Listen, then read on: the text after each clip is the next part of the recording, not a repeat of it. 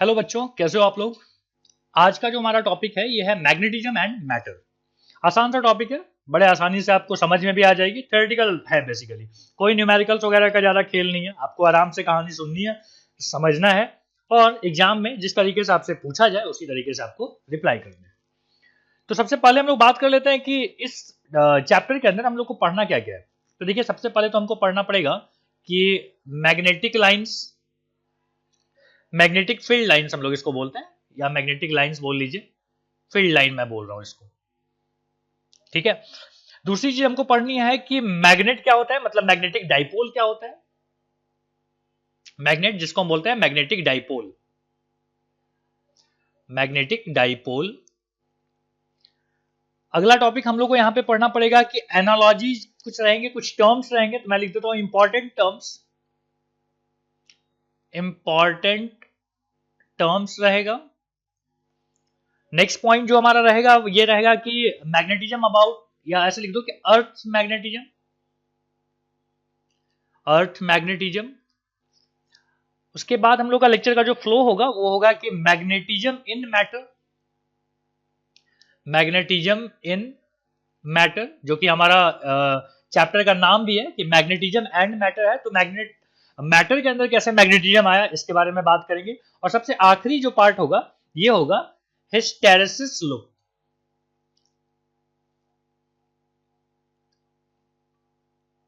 ठीक है, hysteresis law. तो चलिए यहां से स्टार्ट करते हैं सबसे पहला टॉपिक से, जो कि है मैग्नेटिक फील्ड लाइंस। हेडिंग लगा लेते हैं हम लोग कि magnetic field lines. Magnetic field lines के बारे में आपको पता है, मैं लिख देता हूं कि ये एक इमेजिनरी फील्ड लाइंस होता है या इमेजिनरी लाइंस होता है। रियल कुछ नहीं है यहाँ पे। ठीक है, हम लोग ऐसा मान लेते हैं कि कुछ लाइंस होते हैं जो कि रिस्पॉन्सिबल होते हैं मैग्नेटिज्म के लिए। तो मैं यहाँ पे पूरी बात लिख के बताता हूं आपको कि the imaginary lines, imaginary lines around a magnet, around the magnet,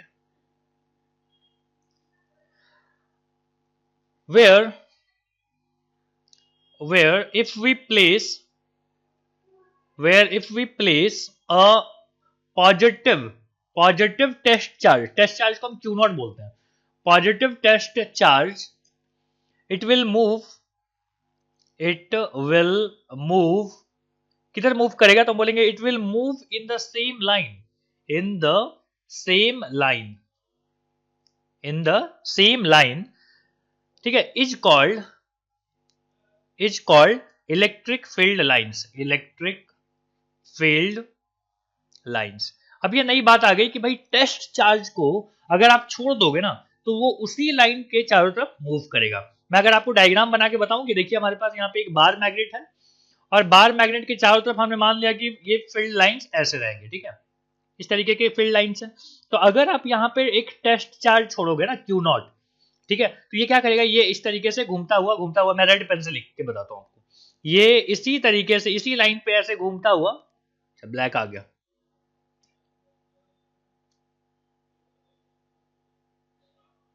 इसी लाइन पे ऐसे घूमता हुआ क्या करेगा, घूमता ही रहेगा। ठीक है, तो यही चीज हमने बोला है यहाँ पे। अच्छा ध्यान रखिएगा, ये दिखता नहीं है लाइंस। ठीक है, ढूंढने मत लग जाना कि भाई मैग्नेट के चारों तरफ कहाँ पे ये लाइंस है, इमेजिनरी लाइंस है। ओके, तो एक कॉन्सेप्चुअल बात थी, हमने यहाँ पे लिख दिया।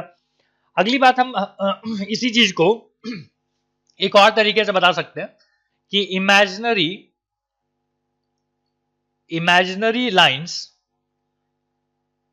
Drawn in region, in region of space time, space time along, along which a free north pole, along which a free north pole, ठीक है, क्या लिखा गया, नॉर्थ लिखो, north pole, north pole would move, would move if allowed to, allowed to do so। क्या बोलता है कि ये एक इमेजिनरी लाइंस है, कहां पे, तो स्पेस में, तो उस जगह पे, मतलब उस जगह पे अगर पॉसिबल हो कि एक नॉर्थ पोल को लाया जाए, देखो नॉर्थ पोल अकेला नहीं आ सकता, इसीलिए ये कंडीशनल बात है, ठीक है, हाइपोथेटिकल सिचुएशन है कि अगर नॉर्थ पोल अकेला हो और उसको वहां पे रखा जाए तो उसी लाइन के अलोंग वो क्या करेगा, घूमता रहेगा। तो अगेन ये एक हाइपोथेटिकल बात हो गई, तो इससे अच्छा है कि आप ऊपर वाला चीज याद रख लीजिए कि अगर आप test charge, positive test charge को रखिएगा तो क्या करेगा, उसी लाइन के चारों तरफ, उसी लाइन के अलोंग घूमता रहेगा, और उसी लाइन को हम क्या बोलते हैं, मैग्नेटिक फील्ड लाइंस बोलते हैं। ओके एनीवे, अब हम बात करते हैं कि बार मैग्नेट की। तो बार मैग्नेट जो कि हमने यहाँ पे बना भी रखा था, अब मैं यहाँ पे डिटेल में अपन बात करेंगे कि बार मैग्नेट कैसा होता है। लिख देते हैं यहाँ पे कि बार मैग्नेट। बार मैग्नेट में हम लोग एक बार बना लेते हैं, ये रहा हमारे पास बार, ठीक है, ये है नॉर्थ और ये है मान लीजिए साउथ। तो नॉर्थ से क्या करेगा, बाहर निकल रहा होगा, साउथ में जा रहा होगा, लेकिन ध्यान से बाहर में, केवल मैग्नेट के बाहर। ये कहानी है कि नॉर्थ से साउथ, लेकिन ये एक क्लोज लूप होता है, तो ये अंदर में भी बनाना इसको जरूरी है, ठीक है। इस तरीके से निकलेगा और यहाँ पे एंटर करेगा, मतलब यहाँ पे एंट्री है और यहाँ से एग्जिट है। नॉर्थ से एग्जिट होगा, साउथ से क्या होगा, एंट्री होगा। कहीं पे लिख दो, नॉर्थ से क्या हो रहा है, एग्जिट, और साउथ से एंट्री। तो हम क्या बोलेंगे कि मैग्नेटिक फील्ड लाइंस जो होते हैं वो outside the magnet north to south जाता है, लेकिन inside the magnet it goes from south to north, ठीक है। तो यहां पे इन्हीं बातों को अपन पॉइंट वाइज लिख देते हैं कि सबसे पहली बात है कि मैग्नेटिक फील्ड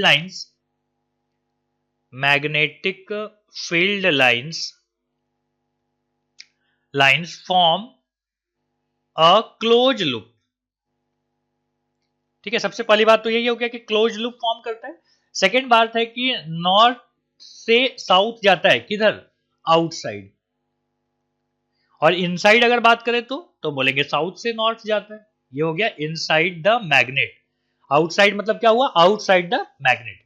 तो 2 पॉइंट हमने लिखा। तीसरे पॉइंट पे बात करते हैं कि third point, the tangent at any point gives the direction of gives the direction of net magnetic field at that point, ठीक है। जैसे अगर मैं बात करूं कि यहां पे इस पॉइंट पे एक टेंजेंट खींचा जाए ऐसे, तो ये टेंजेंट क्या बताएगा, तो ये टेंजेंट बताएगा direction of magnetic field.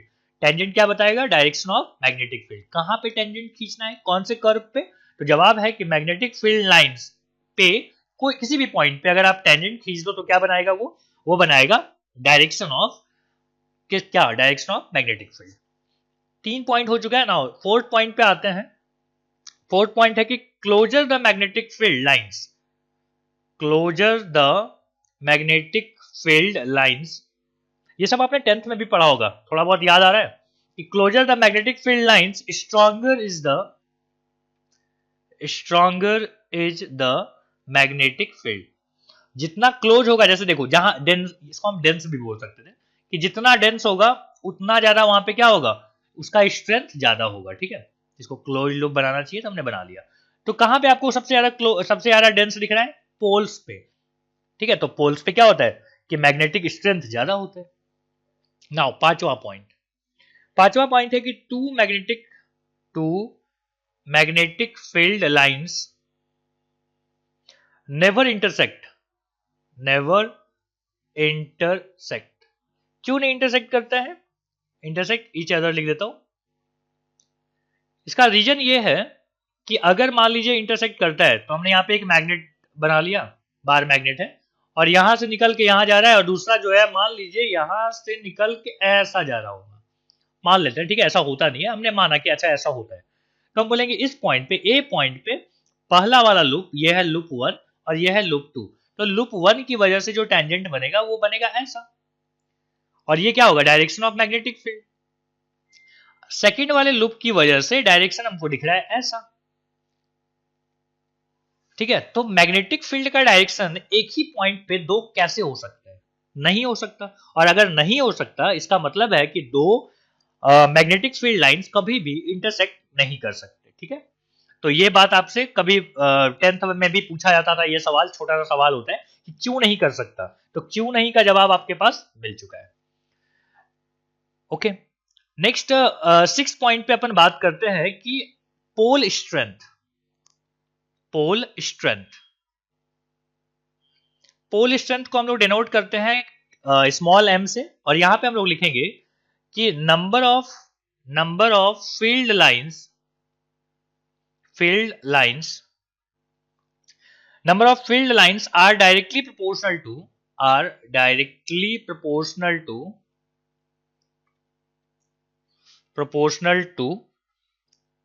pole strength। मतलब क्या बोलता है कि जो पोल आपको समझ में आ रहा है, एंडिंग, उसका जो स्ट्रेंथ है, मतलब ये जो हमने लिया है इसको हम लोग, ये बार मैग्नेट है, बार मैग्नेट में ये पॉइंट और ये पॉइंट को हम क्या बोलते हैं, पोल बोलते हैं। तो पोल की स्ट्रेंथ क्या होती है, तो हम बोलेंगे सबसे पहली बात तो है कि पोल का स्ट्रेंथ डिपेंड करता है या डायरेक्टली प्रोपोर्शनल होता है नंबर ऑफ फील्ड लाइन से। क्लियर है ये चीज। सेवंथ पॉइंट है कि ये जो मैग्नेटिक फील्ड लाइंस होते हैं, they are straight and parallel, यहां लिख देते हैं straight, parallel and equidistant field lines, equidistant field lines. अच्छा, नेक्स्ट पॉइंट में हम लोग क्या बात कर रहे हैं कि स्ट्रेट अगर मैग्नेटिक फील्ड लाइंस है, पैरेलल भी है और इक्विडिस्टेंट है, मतलब कैसा हो गया डायग्राम में मैं दिखाया जाए तो ये देखो, स्ट्रेट है और क्या है, पैरेलल भी है, एंड दे आर इक्विडिस्टेंट। देख रहे हो, हर जगह का डिस्टेंस सेम है, दोनों लाइन के बीच का डिस्टेंस अगर सेम है तो ये क्या रिप्रेजेंट करता है, तो हम बोलेंगे this represent uniform magnetic field. क्या रिप्रेजेंट करता है, यूनिफॉर्म मैग्नेटिक फील्ड। क्लियर हो गया ये बात, बहुत अच्छे। कुछ डायग्राम्स हम लोग यहां पे बनाते हैं और उसको भी देखते हैं कि ये डायग्राम ऐसा क्यों है। चलिए यहां तक जल्दी से पहले कॉपी कर लीजिए।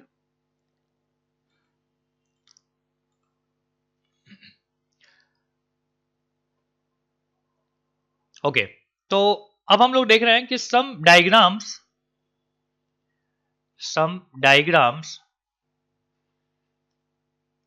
ऑफ मैग्नेटिक फील्ड, मतलब बी, ठीक है, मैग्नेटिक फील्ड लाइंस लिख देते हैं, ठीक है, ऑफ मैग्नेटिक फील्ड लाइंस।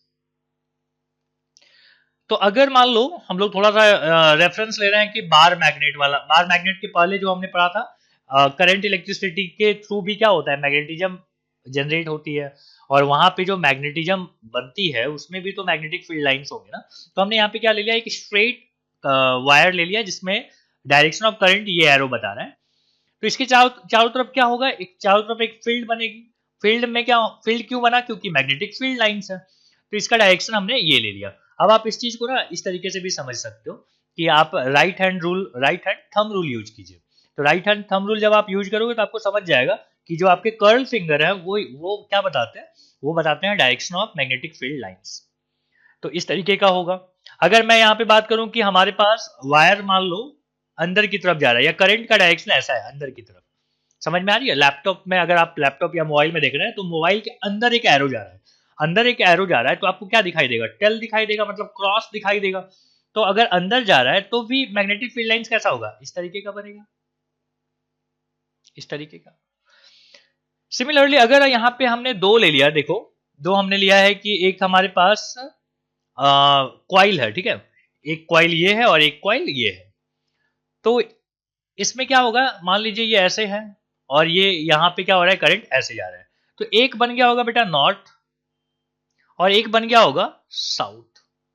पता है ये सब बातें। अगर ये नॉर्थ है, ठीक है, मतलब इसमें चारों तरफ कैसे घूम रहा होगा, ये देखो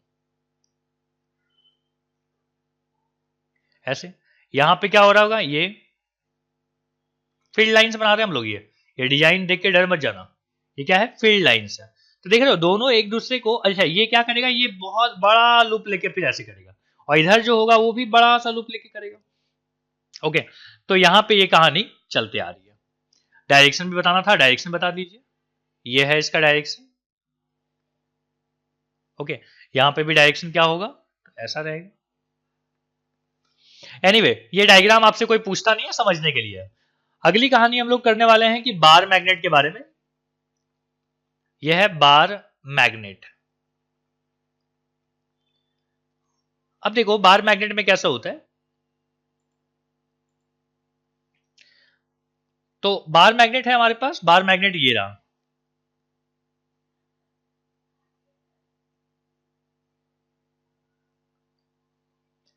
ये हमने ले लिया बार मैग्नेट। इसमें एक जो है वो है साउथ, एक है हमारे पास नॉर्थ।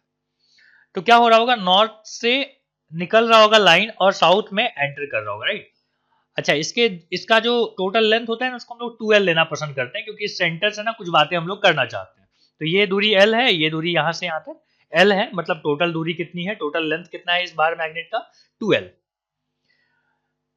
अब अगर हम यहाँ पे पॉजिटिव, जैसे देखो जैसे आप चार्जेज में लेते थे ना, ये इलेक्ट्रोस्टैट में आपने पढ़ा था कि पॉजिटिव चार्ज है, तो पॉजिटिव चार्ज के जैसा ना बिहेव करेगा कौन, नॉर्थ पोल, और नेगेटिव चार्ज के जैसा कौन बिहेव करेगा, साउथ पोल। ओके, तो इसी तरीके से आपको ना समझना है। अब मैं दोनों चीजों को ना एक साथ रिलेट करूंगा। एक हो गया हमारे पास इलेक्ट्रिक डाइपोल। इलेक्ट्रिक डाइपोल इसलिए रिलेट कर रहा हूं क्योंकि इलेक्ट्रिक डाइपोल मतलब इलेक्ट्रोस्टैट आपने पहले पढ़ रखा है, तो वहां से रिलेट करना जो है ना आसान हो जाएगा। तो हमने यहां पे ले लिया कि मैग्नेटिक डाइपोल। अब एक एक करके पॉइंट वाइज यहां पे हम लोग बात करने वाले हैं। तो सबसे पहली बात जो है वो हम बोलेंगे कि electric field due to any, यहां लिखते हैं electric field due to point charge Q, point charge Q. ठीक है, यहां पे मान लीजिए एक पॉजिटिव चार्ज हमने क्यू ले लिया, और इस जगह पे अगर हमको इलेक्ट्रिक फील्ड चाहिए था जो कि दूरी है आर, तो कितना होता है, तो हम बोलेंगे E इज इक्वल टू होता है constant Q upon R square. यही फॉर्मूला आपने पढ़ा है। अच्छा, आप अभी इलेक्ट्रोस्टैट पढ़ चुके हो तो आपको पता है K is equal to 1/4 pi epsilon naught होता है, ये भी चीज पता है। अच्छा, पॉजिटिव से क्या होता है, पॉजिटिव से अवे होता है, मतलब डायरेक्शन। इस जगह पे अगर देखा जाए कि इलेक्ट्रिक फील्ड का डायरेक्शन क्या है, तो हम बोलेंगे away, away from this charge. और अगर नेगेटिव होता ना तो स्ट्रेंथ तो सेम होती, मतलब ये जो वैल्यू है न्यूमेरिकल वैल्यू हो तो सेम होता, लेकिन अंदर की तरफ होता, मतलब टुवर्ड द नेगेटिव चार्ज होता। क्लियर है ये बात, पॉजिटिव चार्ज से अवे, नेगेटिव चार्ज के टुवर्ड। ठीक है, लिख देते हैं इस बात को, पॉजिटिव चार्ज से अवे, नेगेटिव चार्ज से टुवर्ड। ओके, नाउ यहां पे अगर इसी चीज की बात की जाए कि मैग्नेटिक डाइपोल में, तो हम बोलेंगे magnetic field due to, M मतलब मैग्नेटिक फील्ड, ठीक है, मैग्नेटिक एम मतलब मैग्नेटिक फील्ड लिख ही दिया है मैंने। तो magnetic field due to monopole, monopole मतलब एक पोल, मोनोपोल एम।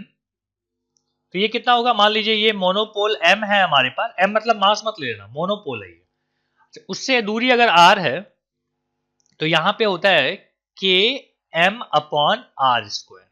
क्या होता है, के एम अपॉन आर स्क्वायर, यहां पे क्या था, के क्यू अपॉन आर स्क्वायर। तो बहुत हद तक ना ये क्या हो रहा है, सिमिलर दिख रहा है आपको, बी मतलब मैग्नेटिक फील्ड। अच्छा, ध्यान रखिएगा ये जो के होता है, के इज इक्वल टू होता है new not by 4 pi. Okay, और यहां पे जैसे आपने बोला था पॉजिटिव चार्ज से अवे, तो पॉजिटिव चार्ज के जैसा कौन है, नॉर्थ पोल।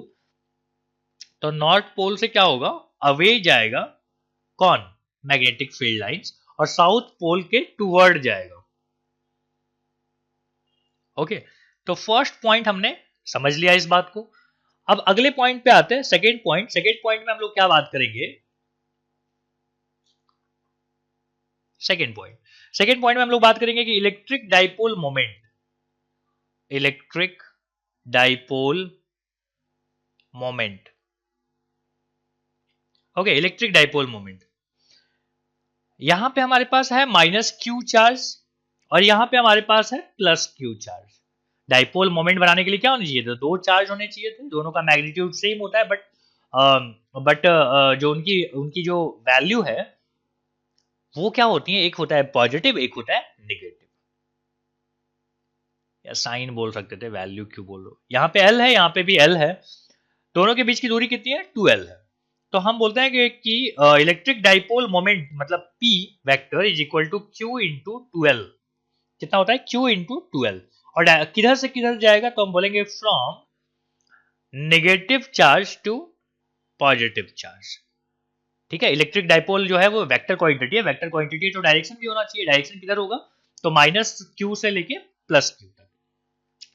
अब इस तरफ का सेकेंड पॉइंट पे हम लोग बात करेंगे मैग्नेटिक डाइपोल के बारे में, कि मान लीजिए हमारे पास ये मैग्नेटिक बार है, इसमें हमारे पास एक तरफ है साउथ, एक तरफ है नॉर्थ। तो यहां पे बनता है कि magnetic dipole moment is equal to m into 2l।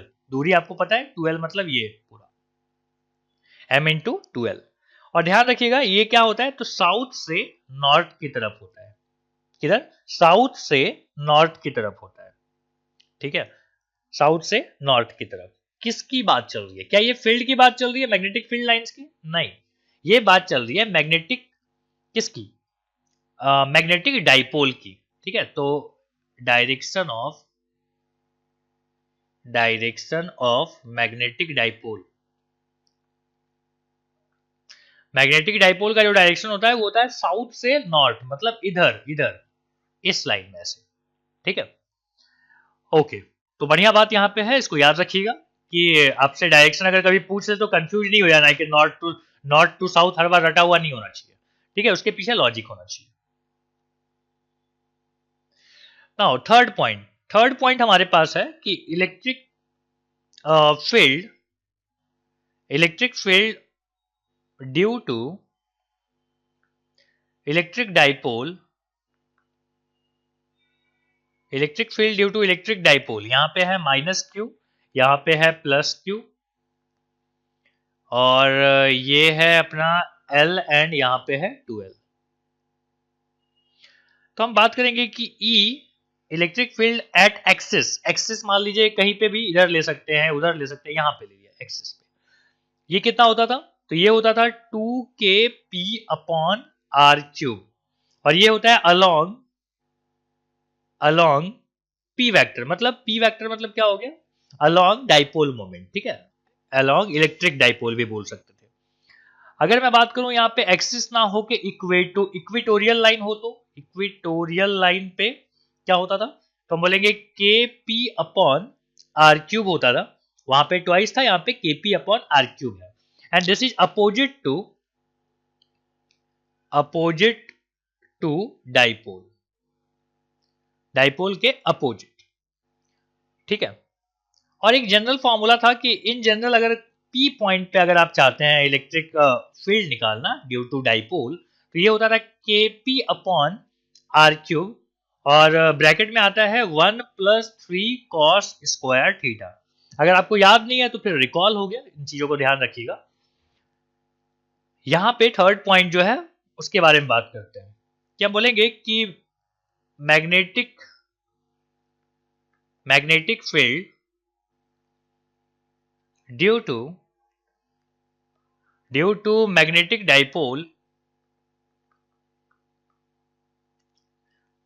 Dipole ठीक है, तो यहां पे हमने ले लिया एक बार मैग्नेट, ये रहा हमारे पास बार मैग्नेट खूबसूरत सा, और यह है साउथ, यहाँ पे है नॉर्थ। ठीक है, और ये पॉइंट हमारा आ जाएगा क्या, तो एक्सियल आएगा, ये इक्वेटोरियल आएगा, देखेंगे कहाँ कहाँ क्या क्या है। सबसे पहली बात है कि बी मतलब मैग्नेटिक फील्ड एट एक्सिस कितना होता है, तो हम बोलेंगे 2km अपॉन आर क्यूब, और यहां पे भी यही चीज है कि अलोंग द एम वेक्टर मतलब मैग्नेटिक डाइपोल। अगर अगेन अपन बात करें अगर इक्विटोरियल की, तो इक्विटोरियल पे क्या आ जाएगा, हम बोलेंगे K M upon R cube, बिल्कुल सिमिलर फॉर्मूला चल रहा है, कितना आ गया इतना, और यहां पे भी आ जाएगा अपोजिट टू एम। और अगर यहां पे हम बात करें कि एनी जनरल पॉइंट, तो हम बोलेंगे K M upon R cube, bracket में है 1 plus 3 cos square theta, again same formula. ठीक है, कोई फर्क नहीं है। अब चौथे फॉर्मूले पे आते हैं, चौथे पॉइंट पे आते हैं कि चौथा पॉइंट क्या बोलते हैं हम लोग को। चौथा पॉइंट है कि electric dipole in uniform electric field, electric dipole in uniform electric field. तो एक यूनिफॉर्म इलेक्ट्रिक फील्ड बना लीजिए, ये रहा, ठीक है। इस तरीके से यूनिफॉर्म इलेक्ट्रिक फील्ड बनाया को रिप्रेजेंट किया जाता है। यहाँ पे हमने क्या कर दिया, एक डाइपोल को रख दिया, एक हमारे पास माइनस क्यू, एक है हमारे पास प्लस क्यू, और इसमें डायरेक्शन किधर होगा, इधर होगा।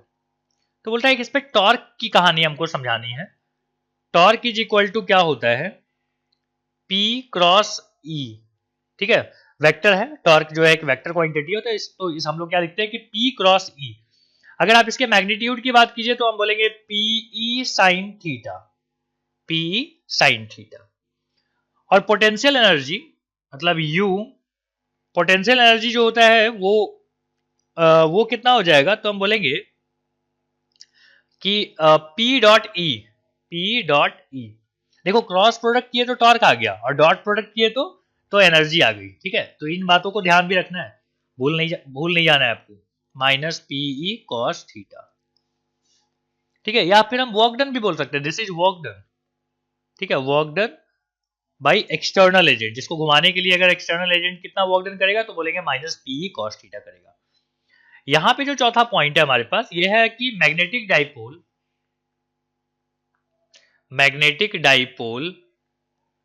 In uniform magnetic field B। तो अगर हम यहां पे बात करें कि अगेन ये लाइंस इस तरीके से रिप्रेजेंट करते हैं हम लोग, यहां पे हमने एक बना लिया बार मैग्नेट, ये रहा। अब इस बार मैग्नेट को क्या करना है, यहां पे एंगल कितना है तो हम बोलेंगे थीटा। तो यहां पे भी टॉर्क कितना होगा, टॉर्क होगा यहां पे M क्रॉस B, कितना, M क्रॉस B। यहां पे क्या था, P क्रॉस E, यहां पे है M क्रॉस B। अच्छा, दूसरी बात अगर हम लोग करें कि पोटेंशियल एनर्जी कितनी हो जाएगी, तो पोटेंशियल एनर्जी का फॉर्मूला हो जाएगा minus M dot B। Minus sign क्यों है बताइए,